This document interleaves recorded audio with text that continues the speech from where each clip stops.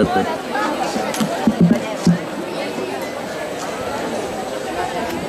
Bé, doncs, si us sembla, aneu seient, si us plau, que començarem l'acte de record del Carles Ferrer. Bé, en primer lloc vull agrair la presència avui aquí de totes les persones que ens hem aplegat per fer aquest acte de record del Carles i adreçar-me especialment, evidentment, a la família, als companys, als inspectors que han vingut com a representació dels serveis territorials, als pares d'exalumnes, pares d'alumnes, alumnes, exalumnes, a tots els que ens hem aplegat aquí perquè ens uneix un sentiment de record cap al Carles. Jo és la primera vegada que llegiré un discurs, normalment ja sabeu que improviso i surt com surt. Avui no he volgut improvisar perquè igual em sobtava. Avui ens trobem en un acte al que mai no hauríem volgut assistir, perquè és un acte de record d'una persona que ha marxat, del Carles Ferrer, que va marxar sobtadament el divendres passat en un accident de tràfic. El Carles ha estat professor d'aquest institut durant més de 20 anys. Això és una vida, són molts anys. I durant aquests anys s'ha convertit en una persona especialment rellevant en aquest centre. Una persona que jo sempre he dit de referència.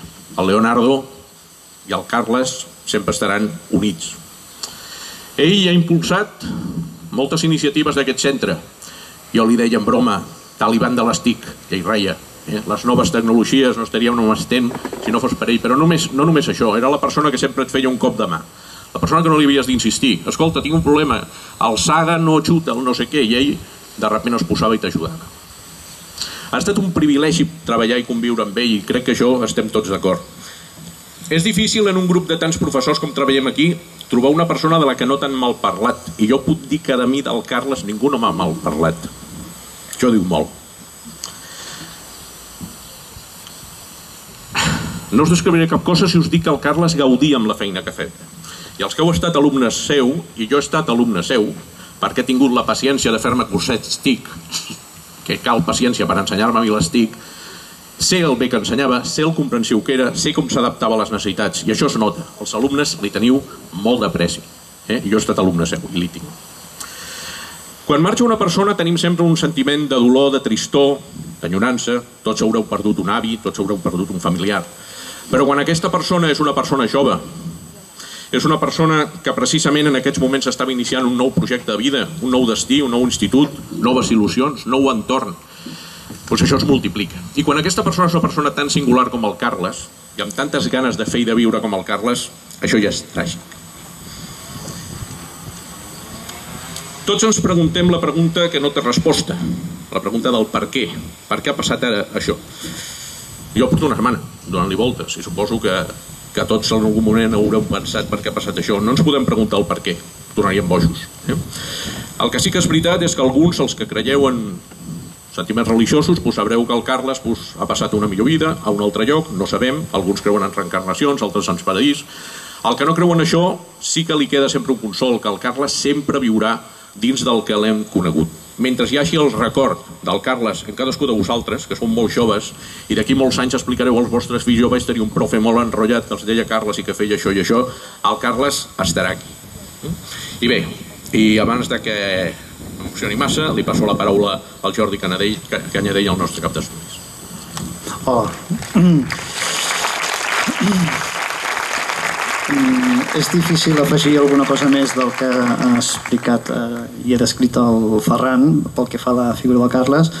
De totes maneres, jo em vaig sentir també especialment colpit pel fet i vaig sentir la necessitat d'expressar per escrit allò que a mi em suposava l'experiència d'haver conviscut amb el Carles i el trasbals del que va passar aquesta setmana passada. L'acte que ens aplega aquí està pensat com un acte sobri, un acte d'homenatge al Carles. Començarem amb una intervenció musical, després hi haurà diferents parlaments en què donarem veu a tothom qui ha volgut expressar els seus sentiments i també al final acabarem l'acte amb una peça musical. Si em permeteu, us llegiré allò que a mi em va resultar més còmode d'expressar per escrit.